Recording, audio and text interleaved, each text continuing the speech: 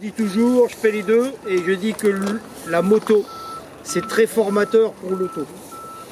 Pourquoi? Surtout quand il se passe un incident. Parce que c'est pas comme une voiture.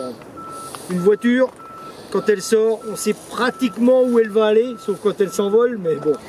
Je veux dire, la majorité des cas, on sait pratiquement toujours où, dans quelle zone ça va évoluer et que ça va se terminer. Une moto, c'est pas le cas. Une moto, on sait toujours où ça commence et on sait jamais où ça finit. Donc je dirais encore plus, alors c'est paradoxal, parce qu'en voiture, on nous formate pour ne surtout pas intervenir dans l'instant et prendre le temps, etc. Et en moto, c'est pratiquement tout le contraire. On nous laisse carte blanche pour intervenir et c'est là que c'est dangereux, parce qu'en moto, il faut vraiment prendre le temps de la réflexion avant de s'engager. Parce qu'une situation en moto, c'est très évolutif. Très évolutif, pourquoi? On va reprendre les choses dès le début. Il y a une chute à la signalisation, c'est systématiquement un drapeau jaune si c'est dans le bac à gravier, 2 drapeaux jaunes si c'est en bord ou sur la piste. D'accord? Pour ceux qui font la moto, vous savez tous que le drapeau jaune, c'est pas la chose qui les fait le plus ralentir. Hein? Il y a un drapeau miraculeux qui les fait ralentir. Hein? Voilà. C'est aussi le souci de celui qui est en signalisation, du signaleur et de ceux qui voient la chute. À partir du moment où la moto elle a chuté sur la piste, il faut se poser la bonne question de savoir est-ce qu'elle a déversé du liquide sur la piste.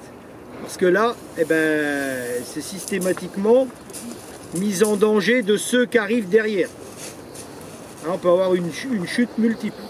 Il y en a qui avaient vu ou qui ont vécu le Grand Prix moto d'il y a 2 ans en 125. Hein, ils savent ce que c'est qu'une chute multiple. Hein. Et pourtant, il s'est passé un tour entre le moment où il y a eu le déversement quasiment et le moment où le groupe le tour d'après est arrivé. Et vous avez vu le résultat. D'accord? Donc ça doit être un souci tout de suite. Il y a 2 soucis principaux en moto pour les intervenants, c'est est-ce qu'il y a du liquide sur la piste et l'état du ou des pilotes. Parce que ça va aussi conditionner le reste de l'intervention. Voilà. En moto, je dirais qu'il est primordial de beaucoup se parler avant d'intervenir, que chacun sache qui fait quoi. Parce qu'on doit systématiquement sur une intervention moto emmener un extincteur, emmener de quoi déplacer la moto, d'accord, et emmener, si le pilote est au sol, de quoi le protéger. Voilà. Donc ça, c'est les 3 choses essentielles qu'il faut toujours avoir présentes à l'esprit. Alors en moto, on a couramment l'habitude de dire que le drapeau bleu, c'est pas important. Et ben moi, je dis que c'est faux. C'est faux, et la preuve en est que maintenant, alors je parle du MotoGP parce que c'est ce qui est le plus médiatisé, on va dire. Vous avez vu maintenant qu'un pilote, systématiquement, quand il y a un drapeau bleu et qu'il n'a pas ouvert la porte aux essais, c'est systématiquement pénalité. Hein. D'accord? Donc au bleu, c'est important pour le suraccident surtout. Que 2 pilotes qui s'accrochent, hein, ils n'ont pas de rétroviseur sur les motos, ils ne savent pas ce qui vient derrière. Voilà.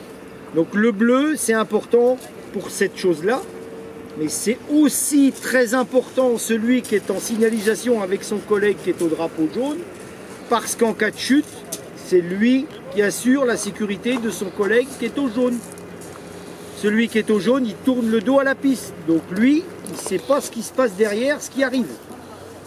Hein? Et donc c'est celui qui est en charge du drapeau bleu qui, pendant l'intervention, a la responsabilité de son collègue qui est au drapeau jaune. Dans un premier temps.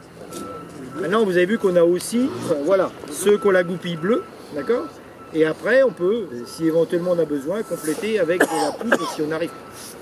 L'an dernier, vous avez vu qu'on a eu, pour ceux qui étaient avec moi, on a eu un cas un petit peu litigieux. On a eu un sidecar. Les sidecars, ça fait pas de flamme. Le feu, il est bien sous la carrosserie, hein, bien au chaud, comme on dit. Hein. Et c'était le pilote qui était au feu, je crois. Ouais, il avait de l'essence qui était rentrée dans sa botte, dans sa bottine. Et on le voyait danser la danse de Saint-Guy, on comprenait pas pourquoi. Ben, c'est sûr, ça cramait dans sa botte. Donc, mais pas de flamme. Donc c'est sournois, très sournois. faire attention. Voilà. On va... Des questions à poser. L'état du pilote, on en parlera après de l'état du pilote. La moto, est-ce qu'il y a des fuites? Est-ce qu'il y a des fuites, est-ce qu'il n'y en a pas? Parce que si on voit une fuite, on peut aussi supposer qu'il y en a sur la piste. D'accord? Si on voit la moto qui fuit dans le bac ou au bord de la piste, on peut supposer qu'il y en a sur la piste.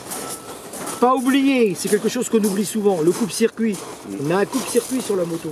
Pas oublier de l'utiliser. C'est tout simple. Hein. Voilà, ça y est, c'est fait, c'est réglé. D'accord?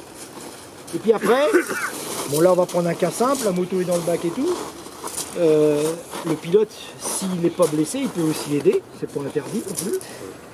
Je rappelle une chose importante, quelquefois on voit ça, un pilote, même s'il va bien et qu'il repart vers le sifflet, on ne le laisse pas tout seul. On ne le laisse pas tout seul. Parce que quelquefois avec l'adrénaline, oh ouais, ça va, tout va bien, il n'a rien. Et puis on le retrouve assis côté voie de sécurité. Du coup, la pression est retombée, il a mal au poignet, il a mal à la cheville, il se sent pas bien. D'accord? Donc on ne le laisse pas tout seul. Repartir sans inverse. Oui, en plus, il peut déjà repartir. Oui, aussi la désorientation de la chute, etc. Hein. Il s'était relevé, il est tombé voilà. 15 secondes après. Voilà, ça arrive des fois, le mec il marche, puis pop, d'un seul coup il retombe. Bon, ça peut... en fait, pour pas se faire surprendre, le mieux c'est si on est en nombre suffisant, et ben celui qui est censé amener ou l'extincteur ou la protection du pilote, et ben il repart avec lui. Voilà, si on est assez pour tirer la moto. La moto c'est pareil. Hein, alors là j'ai pris exprès ce cas-là parce que là on est obligé de se mettre dos à la piste. Et quand on est dos à la piste, eh ben, vous voyez le rôle du chef d'intervention, c'est quand même, son rôle là, c'est pas d'aller relever la moto, c'est de se mettre là et puis de regarder ce qui vient pour protéger les gars qui travaillent. C'est comme ça. Hein, ou alors, j'en ai vu, il y en a de plus en plus des commissaires qui portent aussi des ceintures maintenant. Hein, parce qu'une moto, celle-là ça va, mais quand on prend une super bike avec le réservoir des 24 heures, et si le mec il se gamelle qui vient de faire le plein, ça fait son poids. D'accord? Alors ce qu'on va faire, on va prendre 4 commissaires, on va relever la moto et on va utiliser le glisseron. Allez, ceux qui ont des gants, hein. Voilà.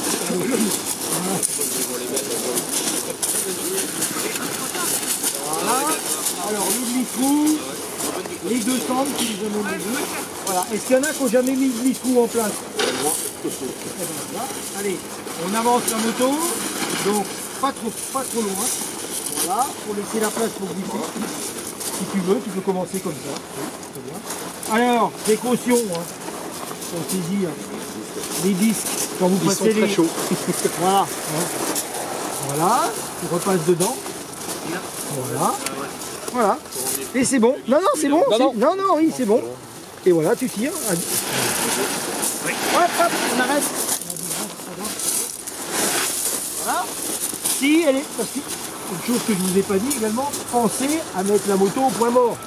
Alors, s'il y a la poignée d'embrayage, si elle est encore là, Paul l'utilise. Ce qui est chiant, c'est quand elle a été supprimé, mais je vais vous expliquer les raisons pour lesquelles ça a été supprimé et la façon dont on peut les utiliser autrement. Vas-y, voilà. Tu le boucles, tu passes dedans et tu reviens par là. Voilà. Tu repasses dedans. Tu repasses là. Tu équilibres ta sangle. Alors là c'est facile, hein, parce que la roue n'est pas abîmée, etc. Hein.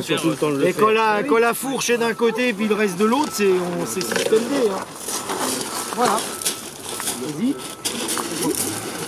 Voilà. Là en général il vaut mieux que... Voilà. Et en plus, hein, et en plus il est en plein axe en pleine trajectoire. Donc là je peux vous dire que pour intervenir là-dessus, c'est coton. Alors intervenir c'est un bien grand mot. D'accord? Donc je rappelle les fondamentaux.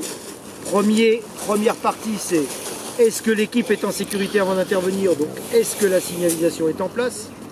Là, il serait judicieux de savoir s'il y a de l'huile sur la piste ou pas, parce qu'avant d'envoyer des gens jusqu'ici, bon, vous allez le savoir vite fait. Hein.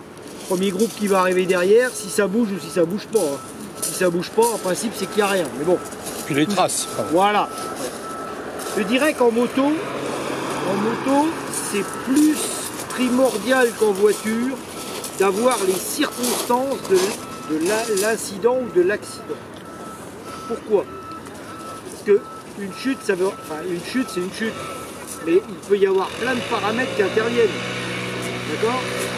Est-ce qu'il pleut? Ou est-ce que c'est glissant? Est-ce qu'il a été heurté par une autre moto? Votre pilote, il est là. Est-ce qu'il est tombé tout seul? Il est arrivé là tout seul? Ou est-ce que entre le moment où il a chuté et le moment où il arrive là, il a été heurté ou il a touché quelque chose? Il a touché simplement une autre moto. Ça, c'est des choses importantes. Pourquoi? Parce que ça va aussi pour vous conditionner et le mode d'intervention et la continuité de l'intervention.